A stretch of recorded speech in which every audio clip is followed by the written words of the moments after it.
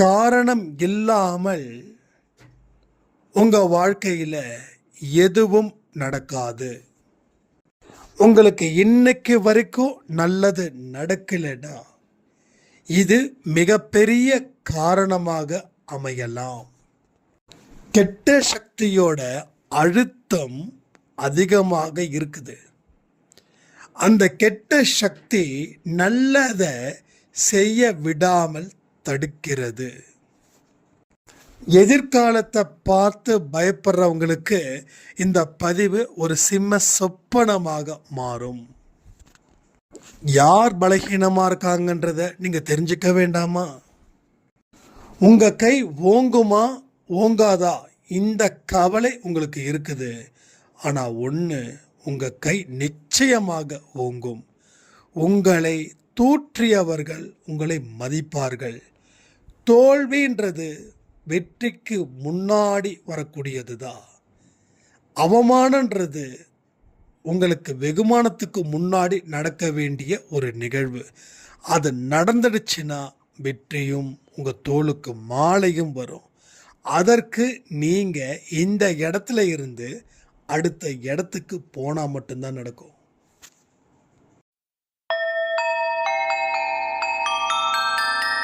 ஓம் சாயிரா சாயிரா, ஓம் சாயிரா சாயிரா, ஓம் சாயிரா சாயிரா, அன்பே சாயிரா, பேரன்பே சாயிரா, அகிலம் தளிக்க ஆத்மா விழிக்க அனுதினம் சாயிரா, எங்கள் அன்பே சாயிரா.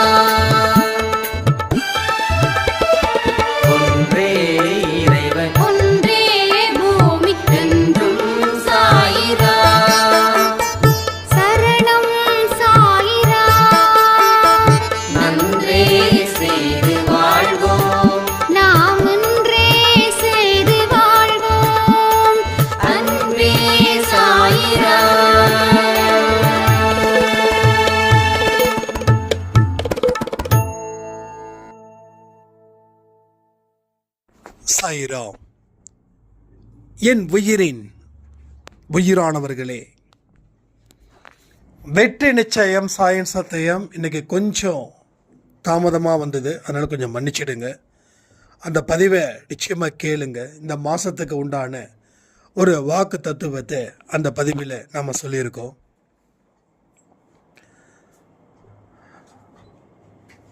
இங்கே சாயப்பா வந்ததுக்கு அப்புறம் எல்லாமே சரியா நடக்குது. இப்போ என் மனசுல எந்த குழப்பமும் எந்த பயமும் இல்லை. இது நான் தானா அப்படின்னு நினைக்கிற அளவில் இங்கே கடவுள் எனக்கு அற்புதமான ஒரு லைஃபை எனக்கு கொடுத்துருக்காரு அப்படின்னு ஒரு சாய்ராமுடைய கமெண்ட். தெய்வத்தின் துணையின்றி நம்மால் எதையும் பெரிதா சாதிக்க முடியாதுன்ற ஒரு வார்த்தை எனக்கு நினைவுக்கு வந்தது அந்த கமெண்ட்டை படிக்கும்போது.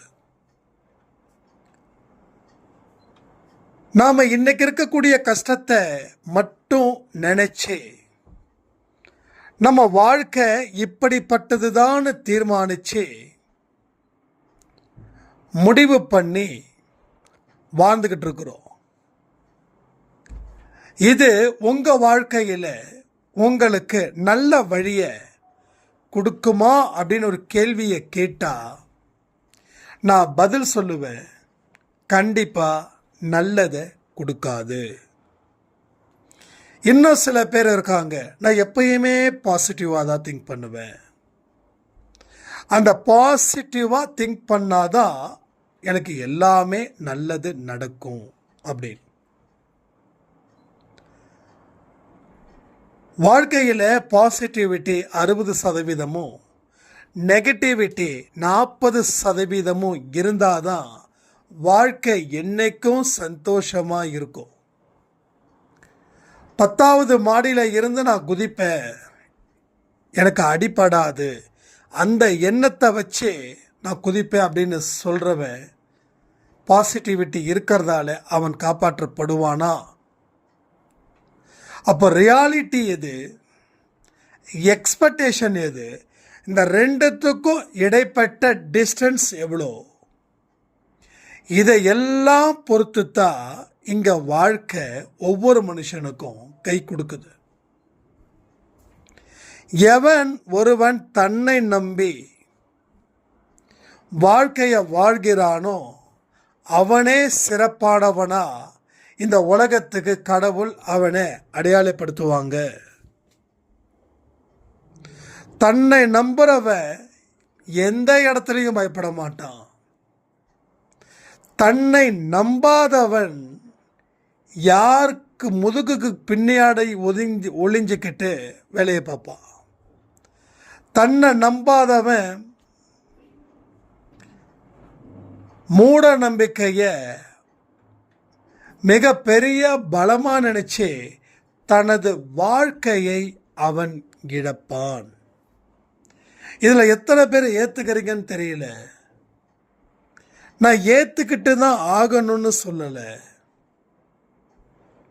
நான் சொல்கிறது தான் சரி அப்படின்னு சொல்லக்கூடாதுன்னு சாய்ப்பா சொல்லியிருக்காங்க. அன்பை சாயில ஒரு வழியை நாம் ஏற்படுத்துகிறோம். அந்த வழியில் போகும்போது நிச்சயமாக கஷ்டம் இருக்கும், கடினம் இருக்கும். அதை பொருட்படுத்தாமல் நீங்கள் போங்க. நீங்கள் அங்கேயே நின்றுட்டிங்கன்னா ஏதாவது அடித்து சாப்பிடணும் அப்படின்னு நம்ம சொல்கிறோம். நீங்கள் உங்கள் வாழ்க்கையில் இருக்கக்கூடிய பாஸ்ட் எக்ஸ்பீரியன்ஸ், கடந்த காலத்தில் இருக்கக்கூடிய அனுபவத்தை நிகழ்காலத்தில் பயன்படுத்தி எதிர்காலத்தில் ஒரு சிறப்பான ஒரு வாழ்க்கையை நீங்கள் வாழணுன்றது தான் இந்த அன்பை சாயில் இருக்கக்கூடிய பதிவோட நோக்கமே. அப்போ நான் சொல்கிறத உங்கள் வாழ்க்கையில் நீங்கள் கனெக்ட் பண்ணுறீங்களா இல்லையான்னு எனக்கு தெரியல. ஆனால் ஒன்ஸ் கனெக்ட் பண்ணிட்டீங்க அப்படின்னா நான் சொல்கிறது எல்லாமே ஒரு திரைப்படம் போல ஓடும். அந்த திரைப்படத்தில் நீங்கள் தான் ஹீரோ, நீங்கள் தான் ஹீரோயின், நீங்கள் தான் வில்லன். பலமானவனு நீங்கள் தான், பலகீனமானவனு நீங்கள் தான், உத கொடுக்குறவனும் நீங்கள் தான், உத வாங்குறவனும் நீங்கள் தான். அப்போது அந்த காட்சிப்படுத்தணும் சொல்லக்கூடிய வார்த்தைகளை பாஸ்ட் லைஃப்பில் லிங்க் பண்ணி அதை காட்சிப்படுத்தும் போது தான் ப்ரெசண்ட் எப்படிப்பட்டதாக இருக்குது, அதை எப்படி ஸ்ட்ராங் பண்ணி ஃப்யூச்சரை நாம் டிசைட் பண்ண முடியும் அப்படின்னு. ஸோ இங்கே நிறைய பேருக்கு ஃப்யூச்சர் அப்படின்றது பெரிய குழப்பம். நிறைய பேருக்கு 100 பேருக்கு ஃப்யூச்சர் பெரிய குழப்பம், ஒரு பெரிய பயம்.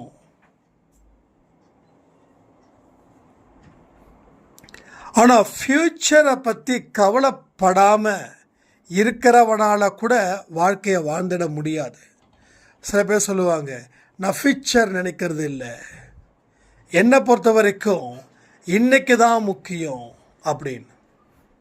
ஸோ இந்த கால்குலேஷன் சரியானு பார்த்தா இது மிக மோசமான எக்ஸ்பீரியன்ஸை உங்களுக்கு கொடுத்துடும்.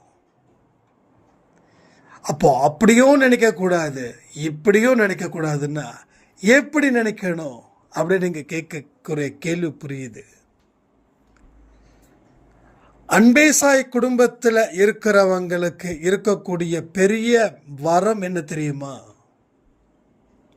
உங்கள் ஃப்யூச்சரை நீங்களே டிசைட் பண்ண முடியும். அதாவது உன் வாழ்க்கை உன் கையில். எனக்கு ரொம்ப பிடிச்ச ஒரு வார்த்தை. இந்த வார்த்தை எங்கே எழுதப்பட்டதுன்னா, பாஷா படத்தில் ரஜினி ஆட்டோ ஓட்டும்போது அந்த ஆட்டோவுக்கு முன்னாடி எழுதின ஒரு வார்த்தை, உன் வாழ்க்கை உன் கையில்.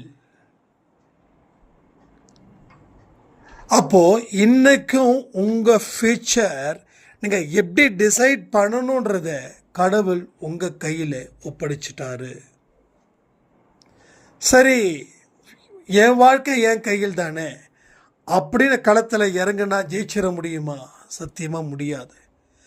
அதுக்கு உண்டான என்னென்ன வே ஆஃப் டெக்னிக்ஸ் யூஸ் பண்ண போகிறீங்க, என்ன மெத்தடில் உங்கள் வாழ்க்கை பயணத்தை நீங்கள் தொடங்க போகிறீங்க, இந்த வாழ்க்கை பயணம் முடிகிற வரைக்கும் என்னென்ன ஸ்ட்ரகிள்ஸை நீங்கள் அனுபவிக்கணும், இது எல்லாத்தையும் டிசைட் பண்ணி தான் நீங்கள் தொடங்கணும். அப்போது உங்களுக்கு ஃப்யூச்சரில் என்ன தேவை இருக்குதுன்றதை இங்கே யாராவது டிசைட் பண்ணியிருக்கீங்களா? உங்கள் எதிர்காலம் என்னவா இருக்கணும் கமெண்ட் பண்ண முடியுமா? ஆனால் அது ஃபிக்ஸடாக இருக்கணும். இன்னைக்கு ஒரு ஆசையும் நாளைக்கு ஒரு ஆசையும் இருக்கக்கூடாது. ஸோ உங்கள் ஃப்யூச்சர் ஆம்பிஷன் என்ன அப்படின்னா என்ன சொல்லுவீங்க? ஃபார் எக்ஸாம்பிள், பொதுவாக ஒரு வார்த்தை சொல்லலாம், நான் ஹாப்பியாக இருக்கணும். அப்போ நீ ஹாப்பியாக இருக்கணும்னா நீ எதெல்லாம் உனக்கு கிடைச்சதுனா நீ ஹாப்பியாக இருப்ப? பொதுவாக சொல்லிட முடியாதுல்ல நான் ஹாப்பியாக இருக்கணும்னு. எது நடந்தால் உனக்கு ஹாப்பி? நீ நோயோடு இருந்தால் ஹாப்பியாக இருப்பியா? கடன் தலைக்கு மேலே இருந்துச்சுன்னா ஹாப்பியாக இருப்பியா? அதை தாண்டி 10 பேர் உன்னை கேவலப்படுத்தினா நீ ஹாப்பியாக இருப்பியா? அப்போது பிறர் மதிக்கும்படியும் கடன் இல்லாத ஒரு வளமான வாழ்க்கையும் நோய் இல்லாத ஒரு ஆரோக்கியமான வாழ்க்கையும் இருந்தால் மட்டும்தான் நீ ஹாப்பியாக இருக்க முடியும். அப்போது இதற்கு நாம் நம்மளை தயார் செய்யணும். பாஸ்ட் லைஃப்பில் என்னென்னலாம் நம்ம ஆட்டம் போட்டோமோ அதுதான் இப்போ ப்ரெசண்ட்டில் கையை ஆட்டவோ காலை ஆட்டவோ கூட முடியல. அப்போ அது எல்லாத்தையும் ரீகால் பண்ணணும். அதை ரீகால் பண்ணி இப்போது அதன்படி தான் நம்ம வாழ்ந்துக்கிட்டு இருக்கோமா, இல்லை கொஞ்சம் நம்ம பாதையை மாற்றி பயணத்தை மாற்றி இருக்கோமான்னு கொஞ்சம் யோசிக்கணும். அப்படி யோசிக்கும்போது உங்களுக்கு சில பாயிண்ட்ஸ் கிடைக்கும். அந்த பாயிண்ட்டை உங்கள் வாழ்க்கையில் ஃபாலோ பண்ணணும். ஃபாலோ பண்ணி அதன்படி உங்கள் வாழ்க்கையை நீங்கள் வாழ பழகணும். அதுக்கு நிறைய தியாகங்களை செய்யணும். ஒருத்தங்க ஷர்ட் எடுத்து கொடுக்குறாங்க, ஒரு பேண்ட் எடுத்து கொடுத்துக்கிறாங்க, ரொம்ப லூஸாக இருக்குது. நீங்கள் என்ன பண்ணுவீங்க? அதே மாதிரி லூஸாக போட்டுட்டு போனீங்கன்னா உங்களை லூஸுன்னு சொல்லுவாங்க. ஏன்னா உனக்கு உரிய பேண்ட்டோ ஷர்ட்டோ அது இல்லை. ஒன்று அந்த ட்ரெஸ்ஸை போடாது, இல்லை அதை கரெக்டாக ஃபிட் பண்ணி ஸ்டிச் பண்ணி ஆல்டர் பண்ணி போடணும்.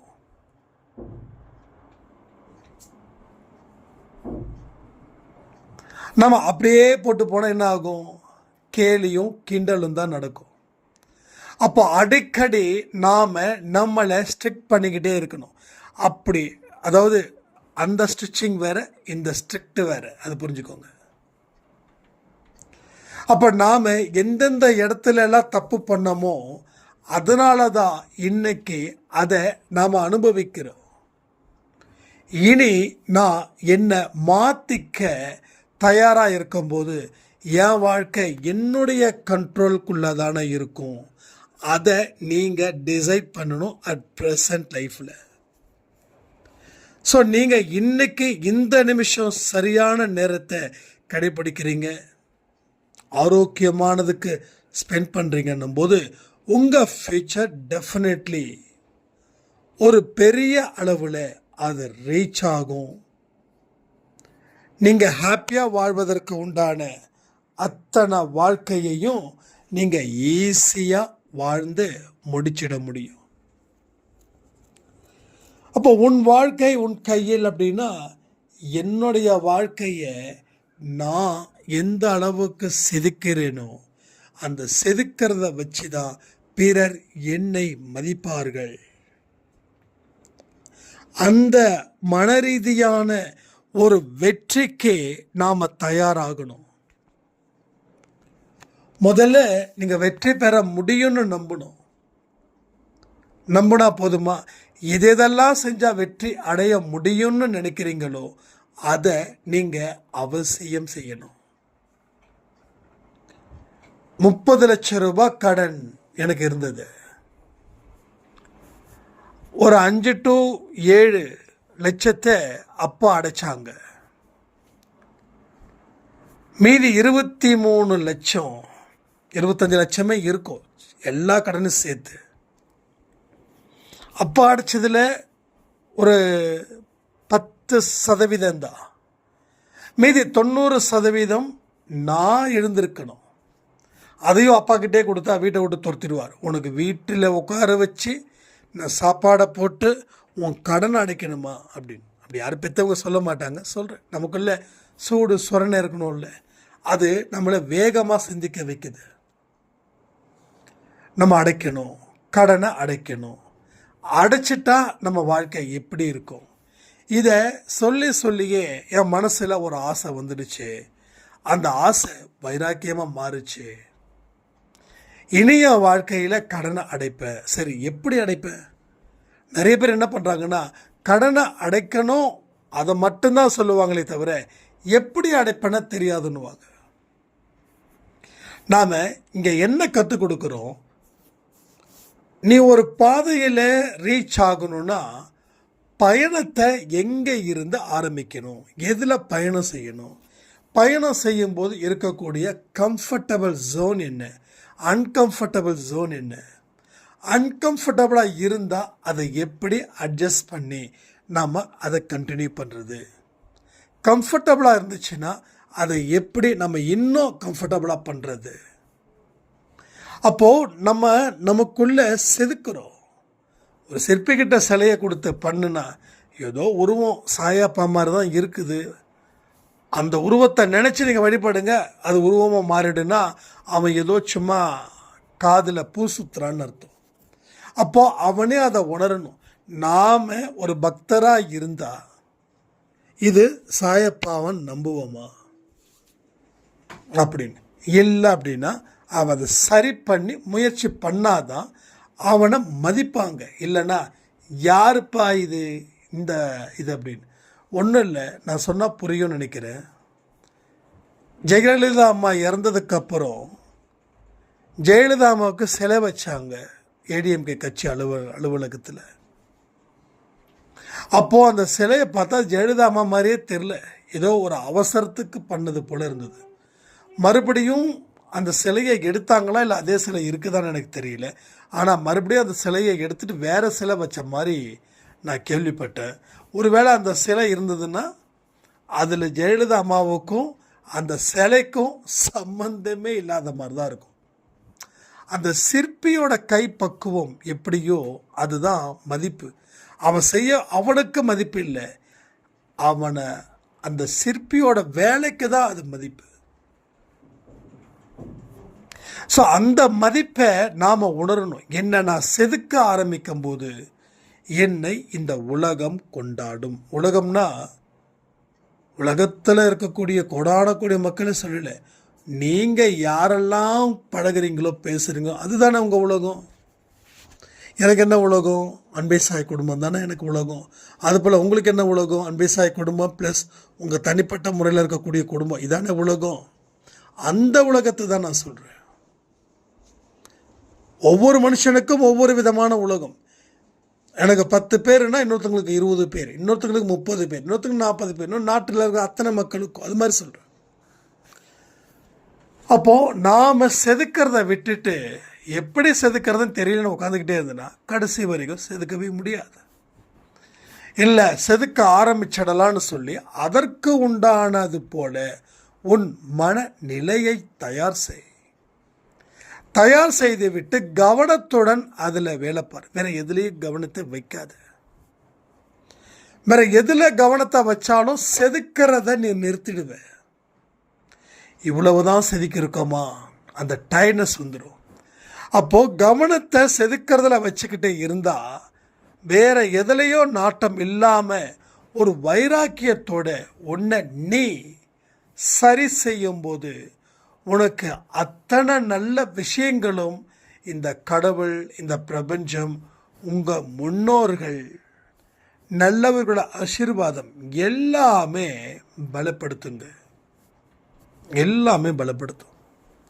சொல்ல மறந்துட்டேன், அம்மாவை டிஸ்சார்ஜ் பண்ணியாச்சு.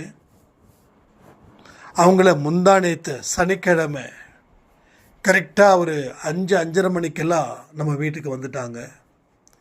ஸோ அவங்களுக்காக எத்தனையோ பேர் பிரார்த்தனை பண்ணிக்கிட்டீங்க.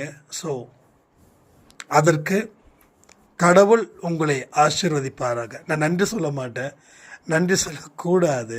இது நம் குடும்பம். யாரெல்லாம் பிரார்த்தனை பண்ணீங்களோ, இல்லை யாரெல்லாம் அந்த ஆடியோவை கேட்கல, நான் லேட்டாக தான் கேட்டேன் அப்படின்னு சொன்னவங்க அத்தனை பேருக்கும் கடவுளுடைய ஆசீர்வாதம் நிரந்தரமாக இருக்கணும்னு நான் பிரார்த்தனை பண்ணிக்கிறேன். ஸோ மனசில் இருக்கக்கூடிய தோல்விகளை விரட்டுங்க. அது தோல்விகள் ஒரு உண்மையாகவே அது தோல்விகளே இல்லை. அது உன்னை பக்குவப்படுத்துவதற்காக வந்ததை தவிர அது அவமானமாக நினைக்காதீங்க. ஸோ அவமானம் கூட ரியலாக பார்த்தா அது அவமானமும் இல்லை. உன்னுடைய தோளில் மாலையை நீ சுமக்கணுன்றதுக்காக அதற்கு முன்னோடியாக இருப்பது தான் உன்னுடைய அவமானம். ஆனால் நீ எந்த இடத்துலையும் மூவ் ஆகாமல் அதே இடத்துல உட்காந்துருந்தா உனக்கு தோளில் மாலை வராது. தோளில் மாலை வராது. அப்போ நமக்கு நடக்க வேண்டிய அத்தனை நல்ல விஷயங்களும் ஏதோ ஒரு சக்தி அது அடைச்சி வச்சிருக்குது.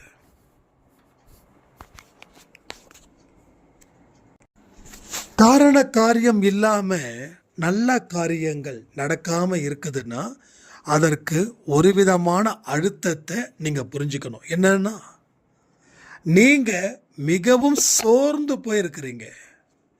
ஒன்றும் இல்லை, நான் சாப்பிடணும், எனக்கு பசிக்குதுன்னா நான் உட்கார்ந்த இடத்துலையே சாப்பாடு வந்துடுமா? என் வீட்டில் யாருமே இல்லை, எல்லாம் ஊருக்கு போயிட்டாங்க.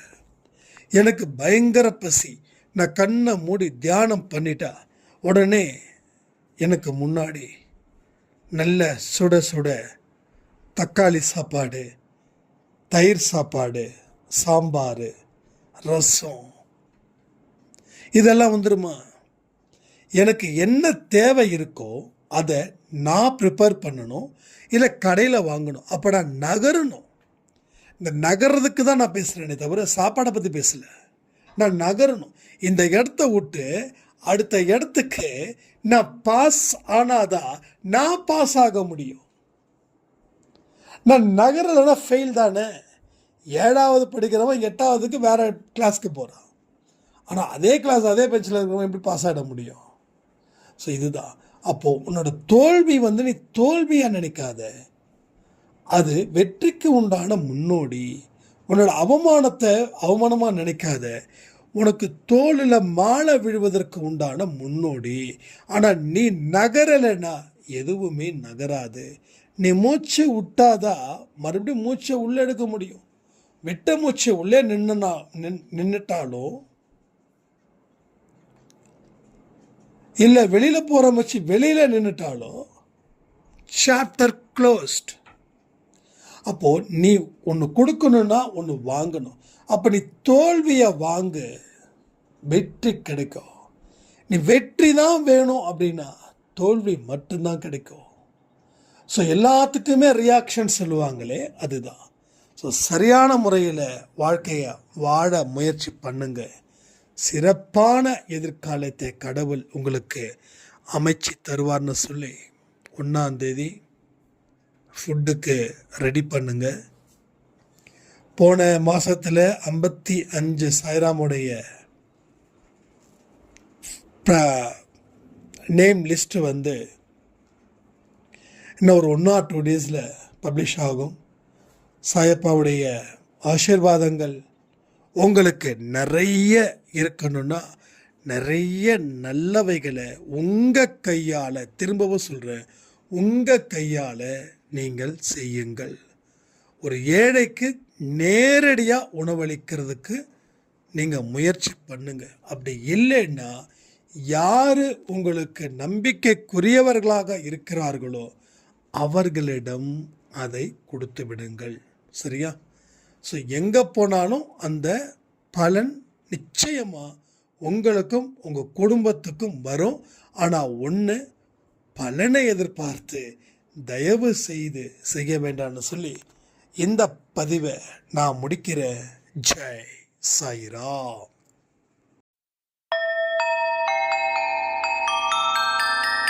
ஓம் சாயிரா.